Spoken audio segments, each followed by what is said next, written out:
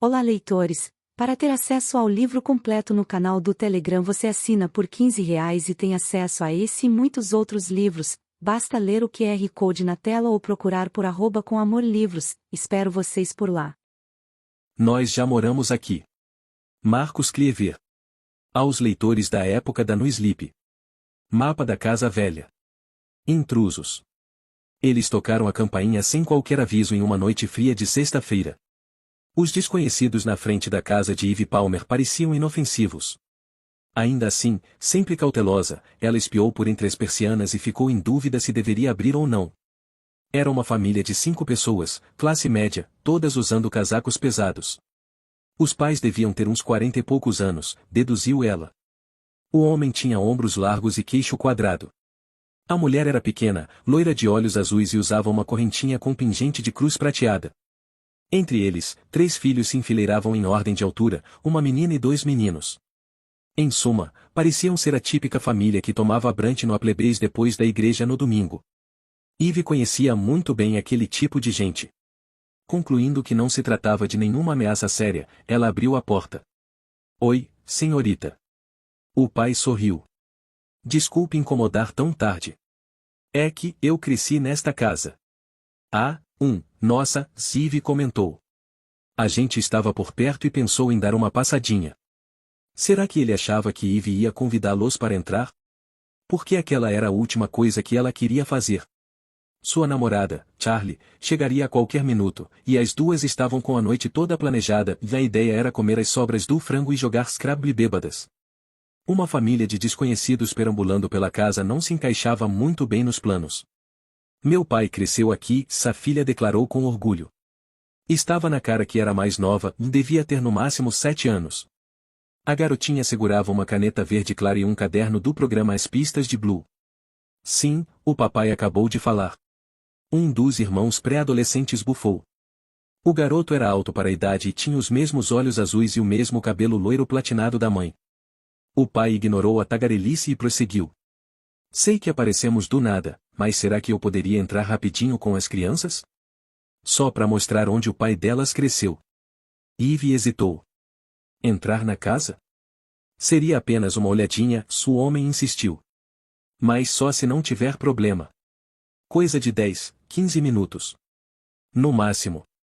Eve ficou olhando para ele enquanto considerava o pedido. A floresta ao redor ecoava com rangidos e gemidos, e uma brisa lenta da montanha varria o jardim e batia em seu rosto. Era uma noite gelada, o tipo de frio que se enterrava na pele, ficava quietinho ali por um tempo e depois começava a arranhar os ossos, como unhas em uma lousa. O inverno havia chegado e espreitava das sombras, mas a neve ainda não tinha dado as caras. Foi então que algo, ou melhor, a falta de algo, chamou a atenção de Eve. A família estava sem carro. Não havia nada junto ao barracão velho e torto na beira da floresta. Nada sob o caramanchão, onde a grama congelada e o cascalho se encontravam. Eve olhou para a entrada de carros longa e sinuosa. Nada. Aquilo era bem estranho, sensação que piorava diante do frio e do fato de estarem no meio do nada. Uma imagem bizarra surgiu em sua mente e da família, todos de mãos dadas, saindo da escuridão das árvores. Cadê o carro de vocês? Eve perguntou. O carro de vocês, repetiu. Não estou vendo. Ah, está na estrada, seu pai respondeu. Logo ali. Eve piscou, insegura. Tentamos vir com ele até aqui, o homem continuou. Mas era íngreme demais e tinha muito gelo. Então viemos andando. Ah, foi uma bela de uma caminhada. Quase 5 minutos a pé. Enquanto o pai respondia, algo mais chamou a atenção de Eve, uma mancha de terra no casaco xadrez dele. Com frequência, ela se distraía com detalhes irrelevantes, sobretudo em momentos de estresse. Eve chamava aquilo de o sentido aranha defeituoso. Uma partícula aleatória do outro lado do cômodo de repente atraía sua atenção. O plic-plic-plic de uma torneira pingando soava mais alto do que alguém falando bem ao lado dela. Eve nem sabia explicar direito. O mais perto que conseguia chegar era, imagine que, em vários momentos do dia, absolutamente tudo ao redor passa a ser impossível de ignorar. Nem era preciso dizer que Eve não se dava muito bem com festas. Tem algum problema? A voz do pai a tirou de seus pensamentos. Ela inclinou a cabeça. Não tinha escutado a pergunta. Vamos entender se preferir que a gente não entre, o sujeito esclareceu. Não quero pressionar. Eve soltou uma risada tensa e curta. Ah, desculpa, eu não sei, não, gaguejou. Acabamos de nos mudar e ainda estamos arrumando as coisas, então preciso ligar para ver o que a pessoa com quem eu moro acha. Tudo bem, seu pai concordou. Qualquer pessoa simplesmente teria dito não. Mas ser autodestrutiva e fazer de tudo para agradar aos outros era uma das muitas peculiaridades de Eve. Ela morria de medo de decepcionar quem quer que fosse, inclusive desconhecidos, ou até pessoas de quem não gostava. Com o passar dos anos, tinha aprendido a recorrer a um truque barato para fugir disso, que ela chamava de "eu vou ver com a Charlie". Esse era seu mantra atual para evitar conflitos. Nunca precisaria dizer não a ninguém se a namorada fizesse isso por ela. A princípio, Charlie não via problema nenhum naquilo, na verdade, até gostava. Depois de um tempo, no entanto, começou a incentivar Eve a se posicionar de um jeito um pouco mais firme.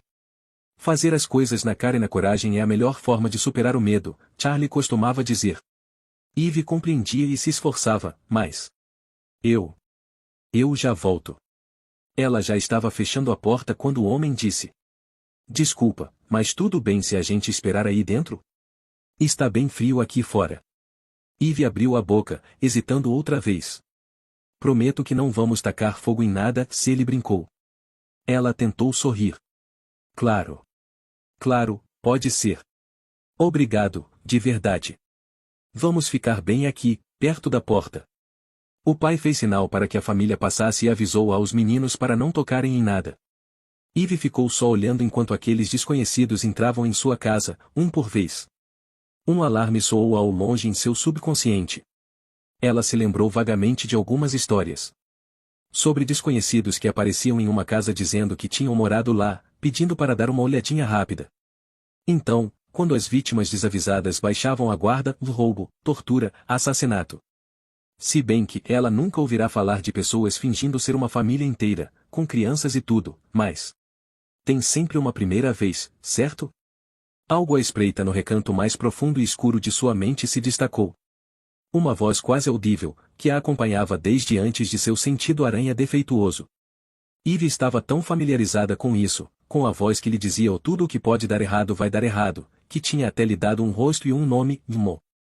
Mais de uma década antes, uma pessoa bem intencionada com quem ela se tratara havia sugerido que personificar aquela voz terrível a desarmaria. Isso a transformará em algo inofensivo, em algo familiar, dissera. Então, Eve imaginava seu brinquedo preferido de infância, perdido havia muito tempo, Mo. Mo era um macaco de olhos arregalados e símbolos nas mãos. Não aquele mais icônico em que todo mundo pensa de primeira. Mo era uma. Tornava tudo muito mais desconfortável. Talvez pudesse mentir para a família, dizer que Charlie não a havia deixado, mas... fazer as coisas na cara e na coragem é a melhor forma de superar o medo. A voz de Charlie, um contraponto racional à voz de Mo, ecoou em sua cabeça.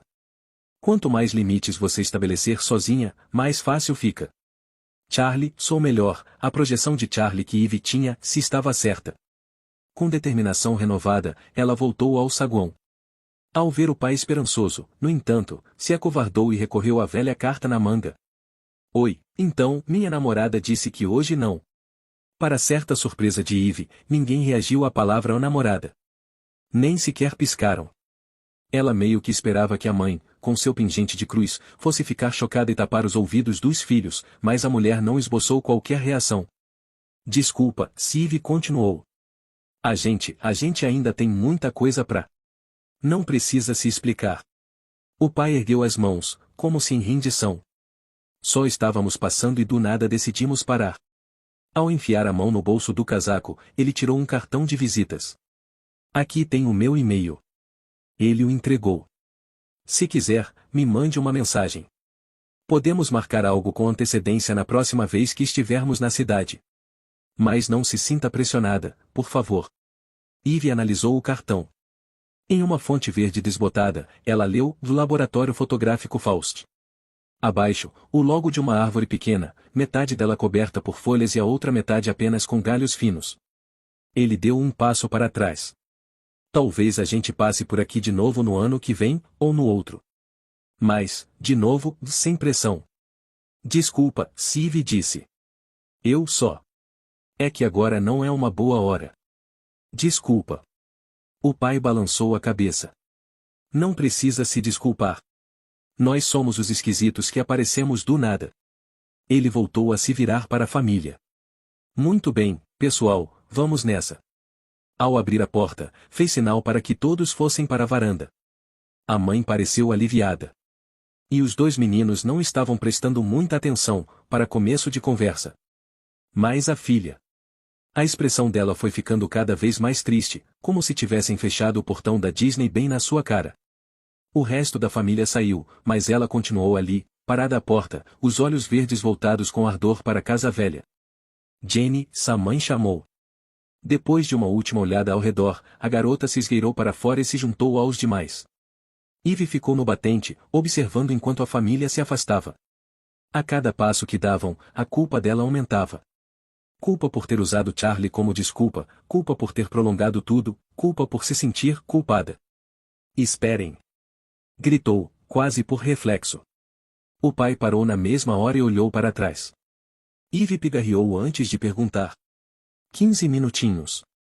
Ele assentiu e disse. No máximo.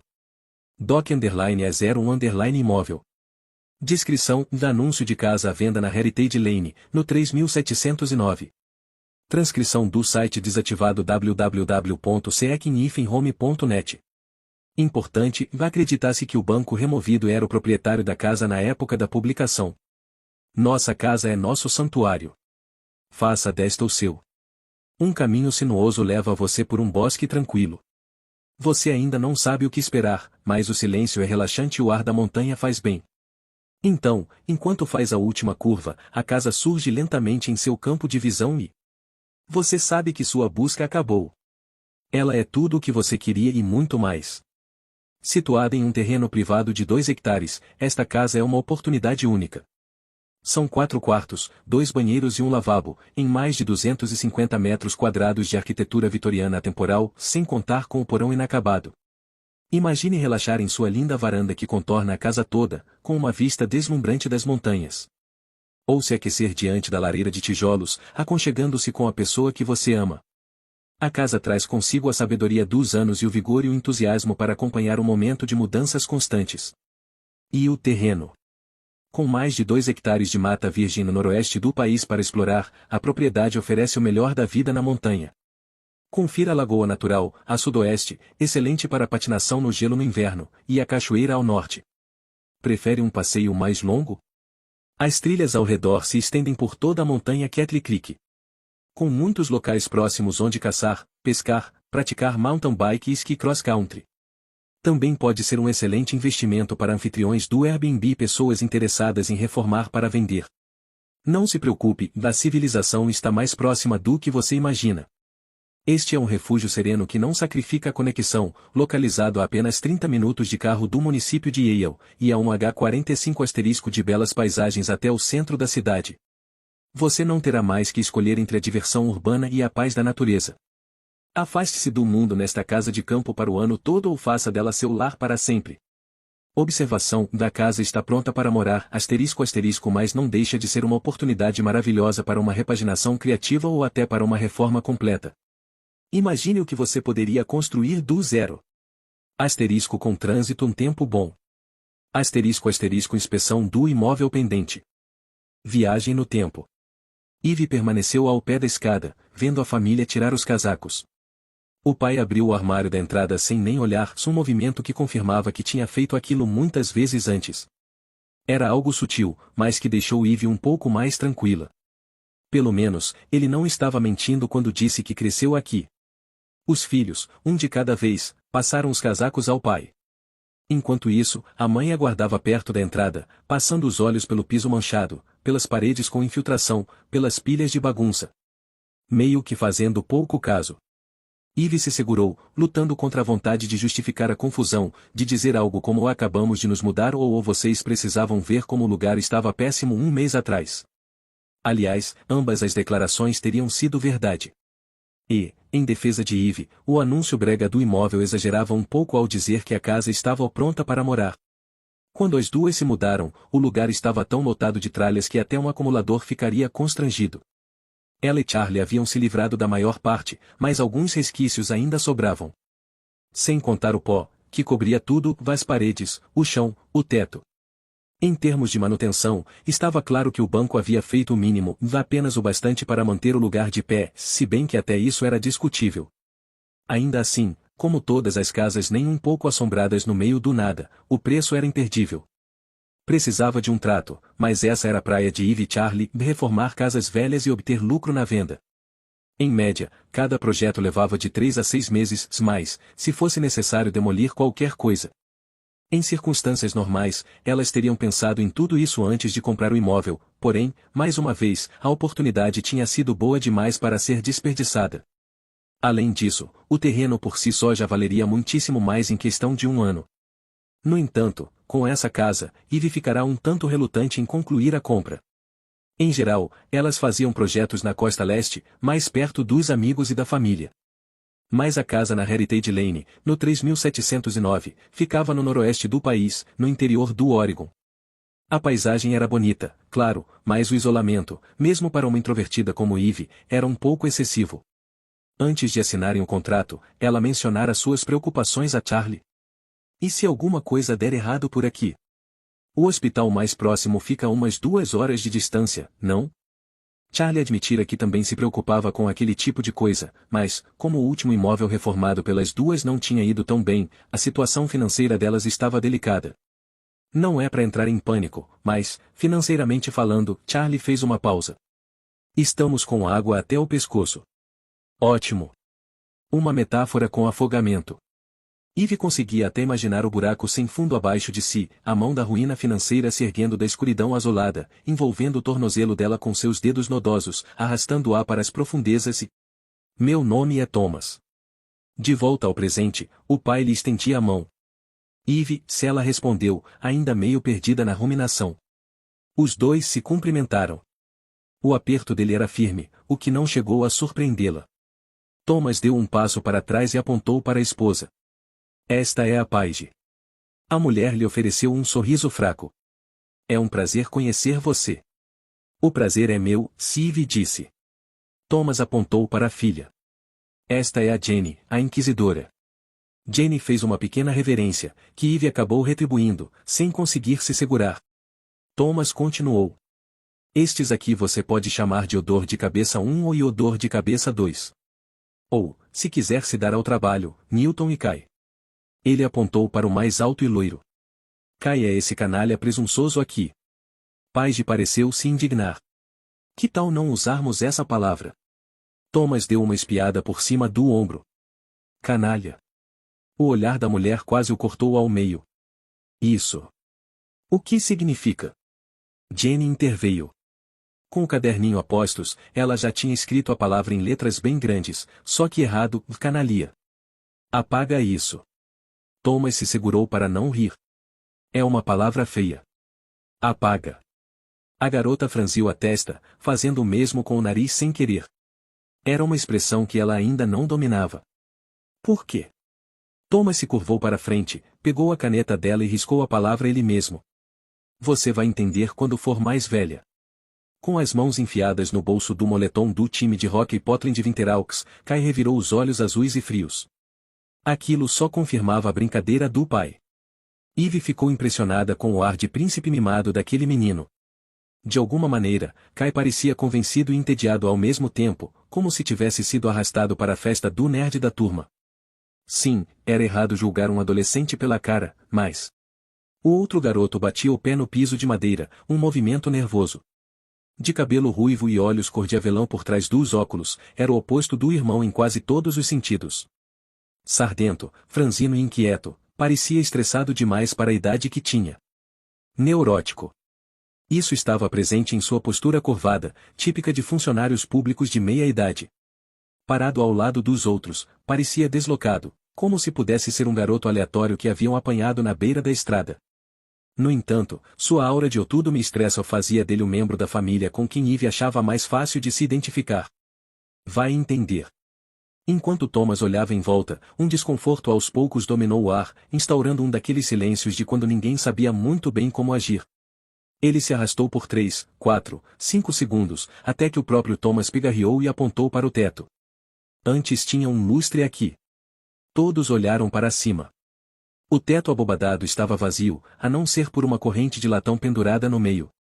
Um lustre de galhada, meu pai que instalou. Ele olhou para Eve. Estava aqui quando vocês se mudaram? Ela balançou a cabeça. Não. Tecnicamente, era a verdade. O lustre bizarro de galhada não estava ali quando se mudaram, mas na sala de estar, soterrado sob uma pilha de lixo. Charlie o havia vendido pela internet uma semana antes. Thomas olhou para Eve como quem achava que ela estava mentindo, mas sem se importar muito.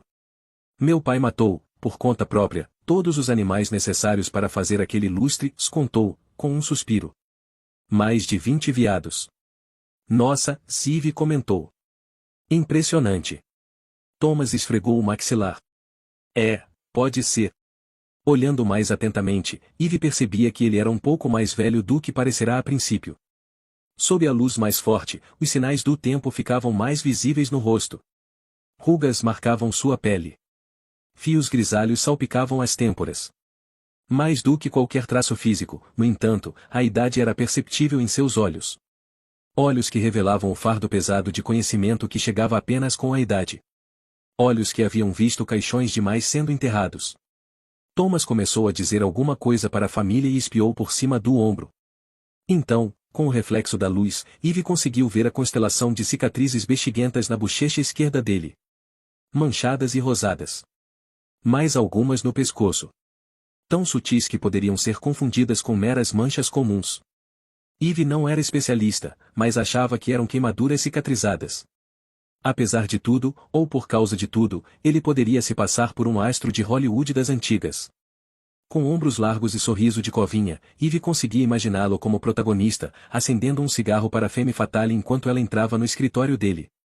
Tipo um Cary Grant. Um ganido agudo chamou a atenção de todos.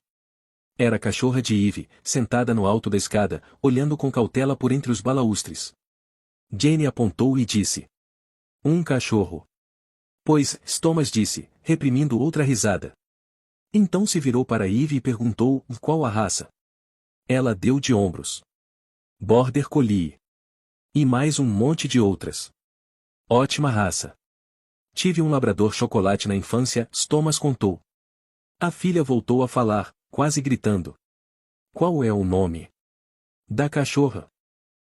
Respondeu, prolongando as 2 sílabas. Estava com o caderno e a caneta postos outra vez, como uma repórter ávida, preparada para o próximo furo. Eve sorriu para a menina. Shiloh. Como escreve? Outra vez, ela estava quase berrando. Jane, Spage disse, ela está bem na sua frente. Não precisa gritar. Como escreve? A menina repetiu, só um pouco mais baixo. Shiloh, respondeu Eve. Shylo. Com a caneta verde, Jane anotou, assentindo. Shiloh saiu de fininho e desapareceu no corredor do andar de cima. Ela tem um pouco de medo de desconhecidos, Eve explicou, mas é boazinha. Shiloh é tímida, Jane disse, e Eve assentiu. A cachorra, assim como Eve, nunca confiava em estranhos, e por um bom motivo. Cerca de 4 anos antes, Eve a encontrara encolhida atrás de um posto de gasolina na estrada, abandonada e quase morrendo de frio. Na época, não passava de um filhote vira-lata, com pelo preto e um respingo de branco no peito. Em cima do olho esquerdo, havia uma mancha irregular, também branca.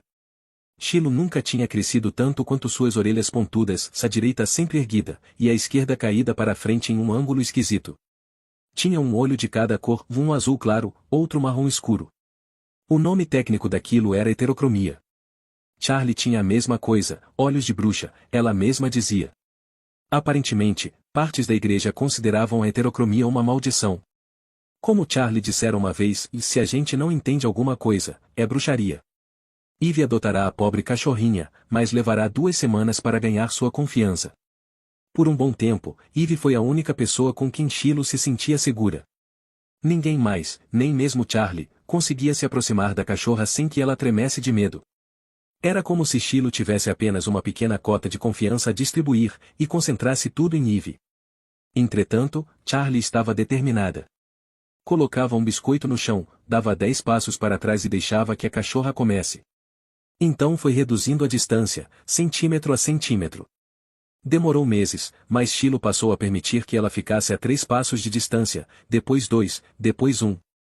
Mais algumas semanas e Charlie já podia até fazer carinho atrás de suas orelhas. 4 anos depois, tanto Eve quanto Charlie eram as únicas pessoas no mundo em que Shiloh confiava. Thomas seguiu na direção da escada. Foi meu pai quem instalou isto também, se ele disse, passando a mão pelo corrimão de carvalho envernizado. Jane era como uma sombra, fazendo anotações toda vez que ele falava. Era evidente que a menina admirava muito o pai, como se ele fosse um super-herói. Eve conhecia aquele olhar.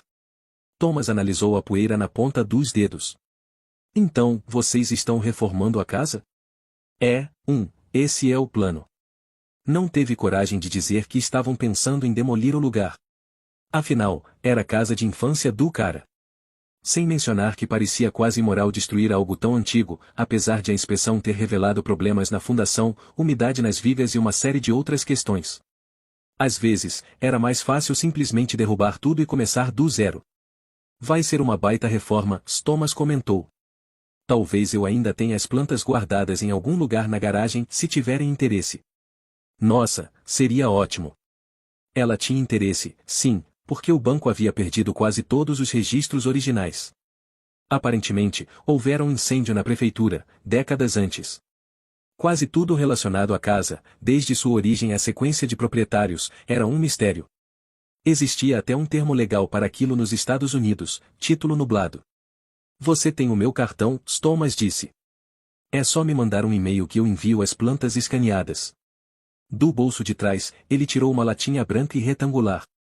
Abriu-a com o polegar e sacudiu-a na palma da mão. 2 ou 3 balinhas caíram. Em um movimento rápido, ele as enfiou na boca e voltou a guardar a latinha. Não são balas, comentou Mo, a voz onipresente da paranoia dela. O macaco caipira talvez estivesse certo, no entanto. Eve só tinha visto de relance, apenas uma impressão vaga que já desaparecia, mas fosse lá o que Thomas houvesse engolido era do tom laranja claro de um comprimido. Ela estava quase certa de que tinha visto até aquele cortezinho no meio, para facilitar a quebra. Talvez um ansiolítico. Quetiapina. Enfim, quem era ela para julgar? Também tomava remédio, mas nunca fingiria que era bala. Jane olhou para o pai e puxou a camisa dele 3 vezes, bem rápido. Quando ele baixou a cabeça, a menina abriu a mão e bateu os cílios. Thomas balançou a cabeça. Não são doces, avisou. São fortes, não são para crianças. Em seguida, afastou a mão da filha, deu alguns passos e olhou para baixo. Bem, a mudança aqui foi considerável. Era um piso frio, preto e branco, como o de uma lanchonete. Ele bateu o calcanhar no chão. A madeira combinou muito mais.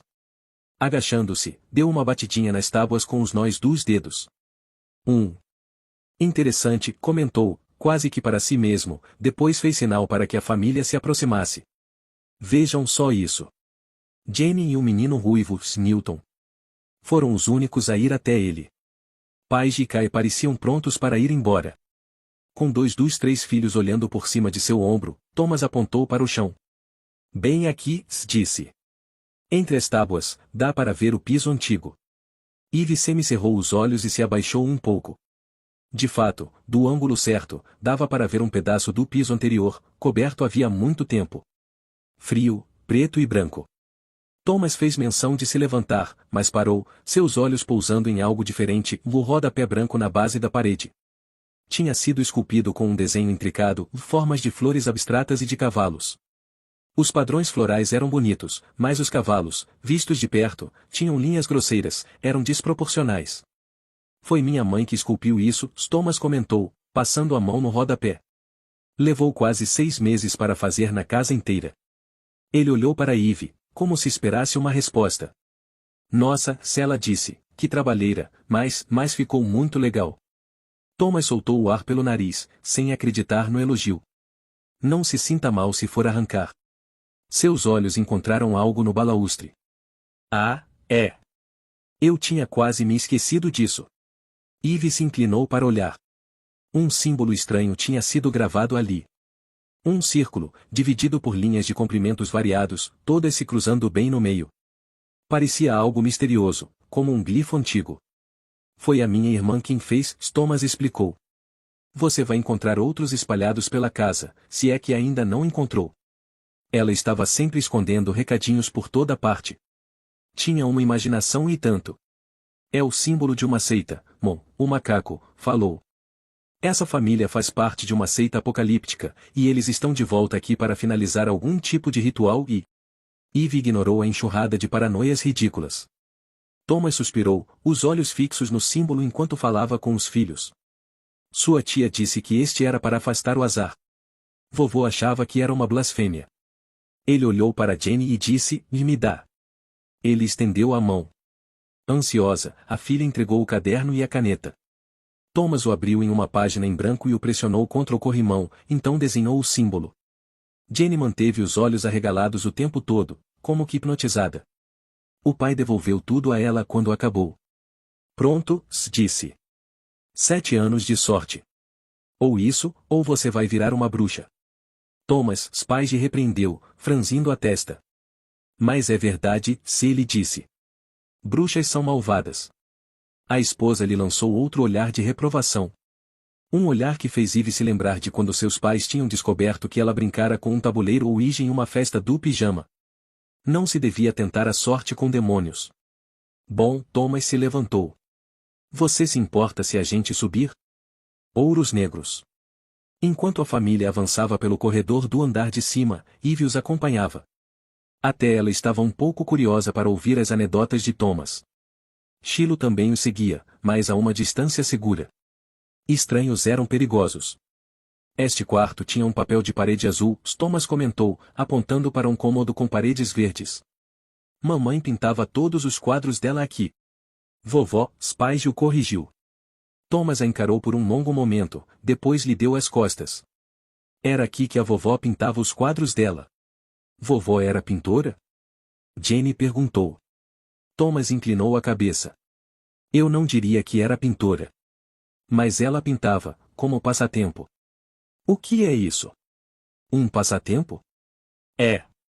Algo que a gente faz para se divertir, como quando eu toco violão. Mais uma vez, Jenny anotou a palavra.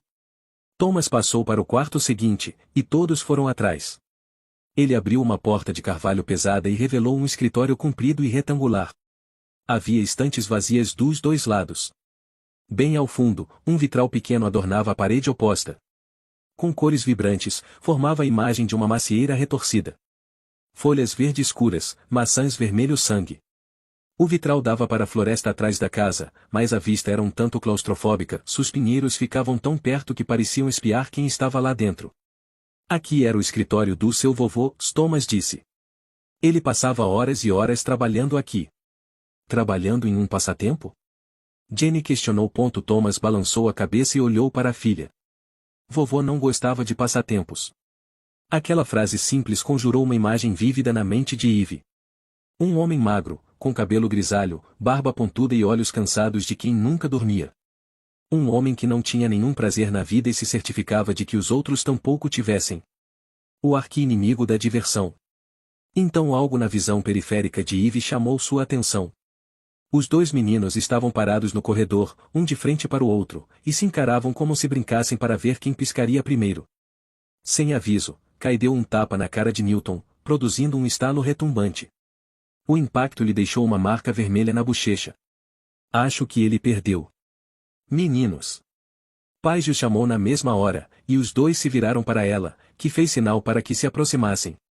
Vamos ficar todos juntos. Eles se esgueiraram de volta ao grupo. Quando os pais não estavam olhando, Newton esfregou a bochecha vermelha.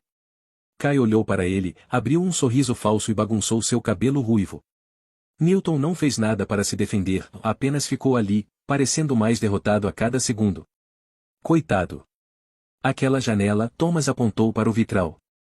Eu não me lembro de ficar neste cômodo. Ele coçou a têmpora. Achei que ficasse na frente da casa. Após um momento, o pai acrescentou, engraçado. Como as lembranças mudam. Acompanhado pela família, ele se virou e seguiu pelo corredor. Então, parou de repente, olhou para trás do ombro e ergueu uma sobrancelha. Fitava o papel de parede amarelo, intrigado. O que aconteceu com o monta-cargas? Perguntou para Eve. Tinha um monta-cargas aqui, Thomas explicou, espalmando a mão na parede. Ia até o porão, concluiu, descendo a mão. Ah! Vai saber. Os dedos de Thomas roçaram em alguma coisa sob o papel de parede. Semicerrando os olhos, ele chegou mais perto. Era um calombo oval. Uma alça. Se ele refletiu. Parece que alguém o escondeu. Eve detectou um leve desconforto na voz do homem. Um timbre trêmulo tão sutil, vindo tão do fundo, que talvez fosse coisa da cabeça dela. Sempre ao lado de Thomas, Jenny perguntou novamente. O que é isso? Ele se afastou e olhou para a filha. Um monta-cargas? É. Um elevador pequeno, para coisas, se explicou. A gente usava para roupas, ferramentas, comida. Se alguém ficava doente, por exemplo, dava para enviar a comida por aqui e evitar chegar perto demais. Por quê? Porque a pessoa podia acabar adoecendo também, se chegasse muito perto do doente. Jenny anotou aquilo. E por que o nome é monta-cargas? Thomas deu de ombros. Não sei. Porque leva coisas, Eve respondeu, meio que para si. Todos olharam para ela. Jenny terminou de escrever e se virou para Eve. Obrigada, Emma, disse. Thomas ergueu uma sobrancelha. O nome dela é Eve, certo? Ela confirmou com a cabeça. É, mas tudo bem. Se ele não tivesse dito nada, Eve teria simplesmente aceitado Emma como seu novo nome durante a visita da família. Bom, Thomas continuou a avançar pelo corredor, até ficar cara a cara com uma cordinha branca caindo do teto. Era para puxar a porta de alçapão do sótão. Ele soprou depressa, como se apagasse uma vela de aniversário. A cordinha balançou para frente e para trás, como um metrônomo. Essa é a entrada do sótão, mas quem viu um já viu todos. Nos 2 meses desde que ela e Charlie moravam ali, Eve ainda não havia subido, nem mesmo para dar uma espiada. Não era exatamente fã de lugares escuros, cheiro de mofo e teias de aranha.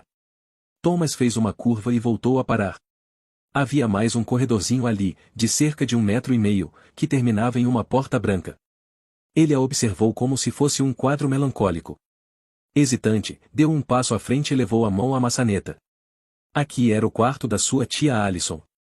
A mão dele envolveu a maçaneta, demorando-se, então a deixou cair. Sentindo que se tratava de um momento íntimo, Eve pigarreou. Bom, se ela disse, sintam-se à vontade para dar uma olhada. Àquela altura, ela havia concluído que, provavelmente, não roubariam nada. Se precisarem de alguma coisa, estou lá embaixo. Thomas sorriu, grato. Ouros negros. Eve retornou à tarefa anterior, arrancar pregos enferrujados da parede da lareira na sala de estar. A julgar pelos retângulos desbotados, antes os pregos deviam sustentar porta-retratos. No entanto, tinham sido dispostos de maneira descentralizada, todos um pouco deslocados para a direita. Eve estava quase terminando quando Shiloh choramingou, fazendo-a olhar para trás. A cachorra estava no meio da sala, tensa, orelhas erguidas, encarando a porta fechada. A porta do porão. Shiloh. Nenhuma reação. Se Eve já não era fã de sótãos, achava os porões ainda piores. Havia descido lá apenas uma vez, e mesmo então, chegará apenas ao pé da escada e der uma olhada rápida ao redor. Era basicamente o que havia imaginado, uma confusão de corredores e recantos inacabados, o teto baixo. Algo relativamente comum em casas antigas como aquela. Quando pequena, graças à sua imaginação fértil, Eve meio que acreditava que existia algo maligno à espreita em cada porão. Chegava a ter pesadelos com isso. Um terror inominável. Sempre fora de vista, em silêncio, sem rosto e tão horripilante que não havia palavras para descrever. Não importava o porão ou a casa, a sensação era sempre a mesma. Como se um pavor indizível pudesse se dividir e multiplicar por todos os porões do mundo. Felizmente, com o tempo, aquela ansiedade da infância perdeu força, como um brinquedo com cores vivas desbotado pelo sol. No entanto, como todos os monstros infantis, aquele foi substituído pelos terrores mais mundanos, e talvez até piores, da vida adulta, dívidas de cartão de crédito, acidentes de carro, enterros. Coisas que, às vezes, faziam Eve pensar em suas criaturas imaginárias com certa nostalgia. Ainda assim, apesar de muitos anos terem se passado, sua aversão a porões permanecerá, junto a mais um medo específico de infância, de subir a escada de um porão. Até nos últimos tempos, sempre que saía de um porão, Eve se lembrava da coisa inominável, escondida nas profundezas de lembranças quase esquecidas. Tinha uma convicção incômoda de que era seguida, e a cada passo se arrepiava mais de medo. Quase dava para sentir a criatura, ouvi-la, saindo com pressa da escuridão abaixo, respirando em seu encalço, inebriada por suas intenções malignas.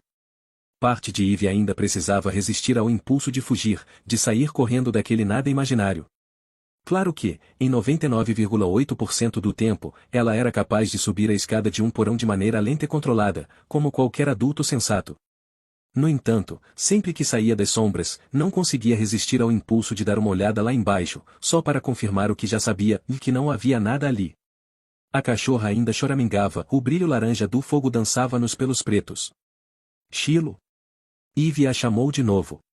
No entanto, a cachorra não se virou ou manteve os olhos fixos na porta do porão. Eve deixou o martelo de lado e foi até ela. Ajoelhada, fez carinho atrás das orelhas de Chilo, que tremia.